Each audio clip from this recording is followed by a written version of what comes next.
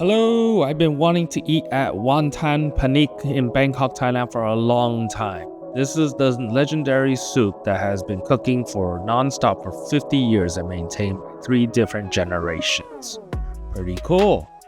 And I wanted to talk to you more about the cooking method that he's using and what they're actually doing. I think that's actually pretty interesting. The restaurant itself is very simple. They serve dry and soup noodles, and there's a couple of appetizers on it. Main proteins, beef and lamb. But more importantly, let's talk about what they're doing. So you have the large pot. That's the pot that's been simmering for 50 years. And you notice that it's on a very low heat. It's simmering. You can see it bubbling a little bit. There's a mixture of all sorts of parts, protein, meat in there, and there's even a seasoning pack. But look at that. There is a strainer sitting there that they basically use to help, strain and keep the soup clean. So when you spoon it out, light it out, they get a nice clean broth. And let's look at the other pot. It's a smaller pot. It's in a high rolling boil, and there's lots of bigger meat parts. I believe that's what they use initially to cook all the meat that's new. They put all that new stuff in there and they cook it there. And then I guess at the end of the day or some point in time, they chopped over all the leftover parts and throw it into the other pot to help season it.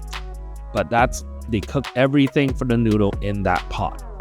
And there's a third pot that's just kind of sitting by itself. And I would see occasionally he would skim off the scum and he would skim off the extra fat and oil from the small pot.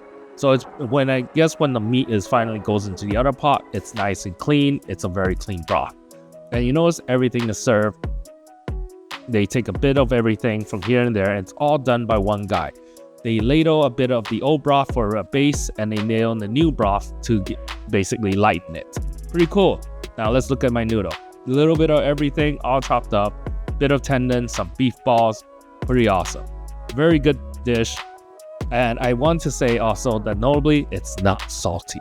I'm pretty sure that makes a lot of sense for them to not throw a whole lot of salt into the broth itself, because if it's been evaporating for 50 years, it's going to turn into a salt bath. So you leave tons of condiments on the table. You can season it up any way you want. Add some extra salt and some sugar.